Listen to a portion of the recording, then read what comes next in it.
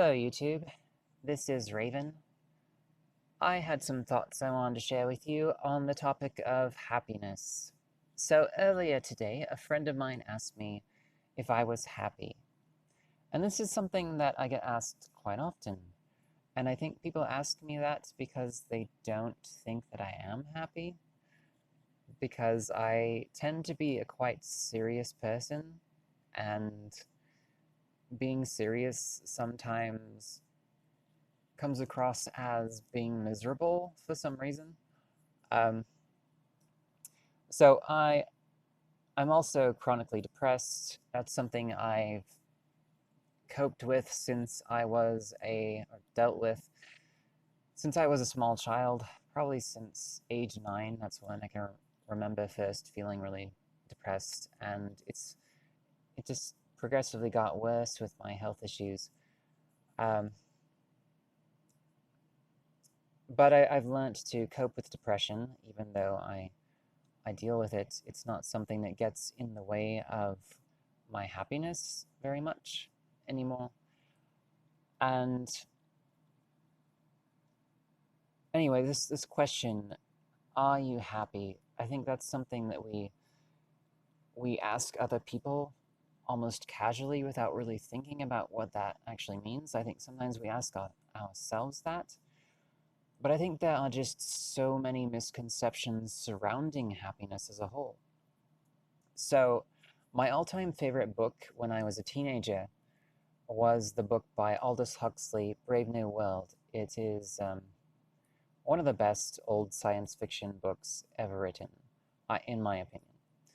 It's just extremely well written, easy to read. I read the entire book in like an hour and a half, maybe, not about an hour and a half, which for someone that's dyslexic as a teenager that hadn't had much experience reading, um, it's just extremely easy to read and very interesting.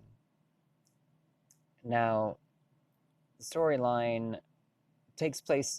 basically takes place in a world where everyone's just promiscuous. Monogamy is a thing of the past, and it's seen as a major faux pas, to the point that it's basically against the law to be monogamous. And the words mother and father are seen as dirty words. And everyone is polyamorous, and everyone belongs to everyone else in the sense of sexual intimacy, and privacy is a major no-no. People's lives are basically meant to be public, and they belong to this social body, and um, it's a very interesting story. Everyone is engineered to fit into a particular social class, where they are engineered to like the work that they do. So the lower working class is engineered and grown as embryos to like that particular job, and the higher class is engineered to be smarter and more adept to those things. And everyone is grown in jars, and instead of being born, they're decanted. They're removed from these jars. And it's a very visionary book in a lot of ways. It was written in the 1930s, if I remember correctly. And I recently watched the new series on the Peacock app. It's a new streaming app, and I thought it was exceptionally well done, actually, and very well acted, and you could just feel a lot of the emotion in the story. And I feel like whoever put together that series did a really great job at capturing the essence of that book, of the book Brave New World. Yet they modified a lot of the plot elements to make it more modern and more like a modern sci-fi story. And I think they did an excellent job at doing that without altering the point that Huxley was trying to get across there. And okay, so back to happiness. So in this book, Brave New World, everyone is on this drug called soma, where it basically prevents them from feeling anything but happy. So they're always happy with their lives because they're always taking this drug, this sort of antidepressant stimulant type thing that just makes all their worries go away. But there's this main character that kind of likes, he starts kind of liking to feel depressed. His name is Bernard, um, and he wants to feel it, and he wants to know what it feels like. So he stops taking soma, um, and he's a psychologist, and he investigates other people that are struggling, and he befriends this character called Lenina, and they um, anyway. But what really the story shows is that if we were in this society where all we feel is happiness, then life loses its meaning. And not only does it lose its meaning, it loses its balance. And I think people are so focused on being happy that we don't realize the importance of all the other feelings. They are just as important. Anger is just as important as happiness. Sadness, just as important as happiness. Feeling, let's see, all of the feelings, there's so many different kinds of feelings. And to just think that happiness is somehow the best out of all of them.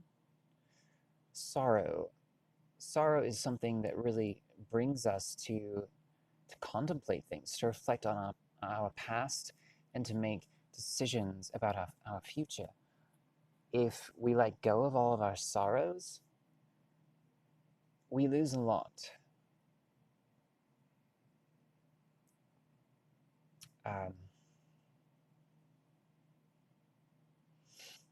So how I answered this friend of mine who asked, "Are you happy?" And they were asking it just as like a blanket statement. Are you happy? Expecting a blanket answer, yes or no. And the answer to that question that I gave was, sometimes I am happy, and sometimes I'm not. But I am at peace with myself, and I'm at peace with my life. And I am at peace with myself and my life because I value and experience. I value all of the emotions and the experiences that they give me.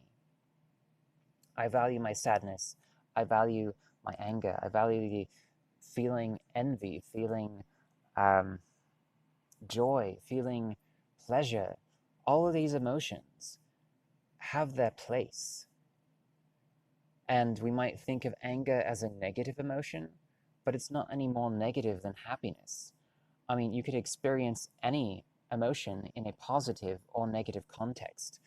Let's say I am happy because I just went out and shot my neighbor's dog. Okay, that's pretty screwed up, don't you think? Yeah, so that would be experiencing happiness in a negative context that isn't really very nice or positive. Now, let's say I am angry because of a particular group of people that's trying to pass a law that marginalizes and harms a lot of other people. And that anger drives me to action, to campaign against the passing of this law. And in doing so, that anger drives me to help hundreds, if not thousands of people. So anger can be something that's expressed in a very positive way as well. So the point I'm making here is there are no negative and positive emotions. They are all good and parts of what we need to experience to have peace. And peace is really what we need. And to have peace, we need to bring these emotions into balance. We need to feel them all. We need to experience them all. We need to accept them all. If you're feeling angry, you need to accept, I'm feeling angry. How can I express this in a positive way? Because there are always positive ways to express emotion. If you're feeling sad, Why are you feeling sad? It's okay to feel sad.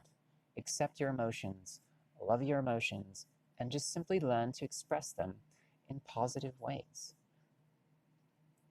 So, your goal in life should not be happiness.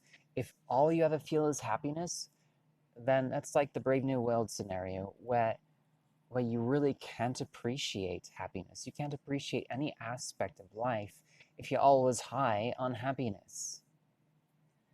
You really need things like sorrow, like depression, like anxiety, like fear. You need these other emotions in order to keep yourself in check, in order to prepare, in order to plan, in order to really think critically. You need your other emotions. I recently read an article that talks about how we need to revise the way we see emotional intelligence. And one of the points they made there is we often have this idea that emotion and our mental processes are somehow separate things. Like, oh, I'm led to think these particular thoughts, and those thoughts make me feel sad or whatever. But when we study neurology, we find out that that's not at all the case, that really our emotions are complex in the exact same way that our thoughts are complex. They are not separate from our minds, but our minds experience emotions. And it's not so much that our thoughts create emotions or our emotions create thoughts, but they are one and the same, really. They are intertwined with each other. And sometimes different chemical experiences create emotions. Depression isn't exactly an emotion, but it can create a lot of emotion. And depression is often caused by chemical issues. I struggle with depression because I have a genetic hormone metabolism. Sorry, stumbling on my words here. I have a genetic hormone metabolism disorder that makes it so it's difficult for my brain to be at a particular balance with dopamine and serotonin and all that. And that can really affect my emotions. So there are chemical triggers that trigger responses in your brain, and you could be feeling emotions for no particular logical reason. And these are things that we all need to be aware of, that emotion is complex. And we shouldn't just be aiming for happiness. We shouldn't just be aiming for pleasure. We shouldn't just be aiming for joy or for those things that we classify in our culture as positive emotions. Every emotion is a positive emotion if exercised in a positive way. If exercised to accomplish a positive goal. If we focus on positivity and expressing our emotions in positive ways, then we can experience all of our emotions in a way that we can appreciate them, in a way that we can feel at peace. And I think peace and balance are really the things that we need to aim for, and not this eternal state of dystopian happiness where we're all just floating off in la la land, not really caring very much.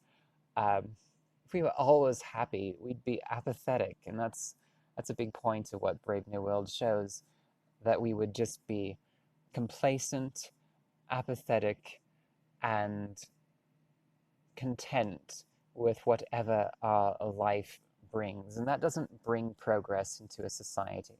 We don't want that sort of environment. So I'd like to challenge you all to really think about how you frame emotions in your mind and how you view happiness. Is happiness really your end goal in life? Or is peace and peace of mind and balance your end goal in life? So I just challenge you to think about that. And maybe think twice next time if you ask someone if they're happy, as if that should be the end goal in their lives. And instead, focus more on whether or not they're feeling at peace, because that's far more important than happiness. So that's all I have for now.